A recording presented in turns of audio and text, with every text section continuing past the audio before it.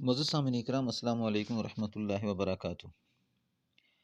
اگر آپ چینل پر نئے ہوں تو ویڈیو شروع کرنے سے پہلے چینل کو سبسکرائب کر دیں، بیل آئیکن کے بٹن کو دبا دیں اور ویڈیو کو شیئر بھی کرتے رہیں اور ویڈیو کو لائک کر دیں۔ معزز سامعین اکرام، آج جس بارے میں بات کریں گے وہ ہے کہ حضور صلی اللہ علیہ وسلم اپنے دور میں صبح کی نماز کے بعد جو بھی صحابہ اکرام خواب دیکھتے اس کی تعبیر بتاتے، اور ائمہ مساجد کا یہ فرض ہے کہ صبح کی نماز کے بعد وہ مقتدیوں کو تعبیر بتائے، لیکن اس کے لیے علم کا ہونا شرط ہے کہ وہ اچھی کتابوں کا مطالعہ کر کے اور خوابوں کی تعبیر کو اچھی طرح سمجھ لے، اور پھر وہ اپنے مقتدیوں کو تعبیر بتا سکتا ہے۔ سمرہ بن جندب رضی اللہ عنہ سے مروی ہے کہ رسول اللہ صلی اللہ علیہ وسلم صبح کی نماز کے بعد عموماً صحابہ کرام سے دریافت فرماتے کہ تم میں سے کس کس نے کوئی خواب دیکھا ہے؟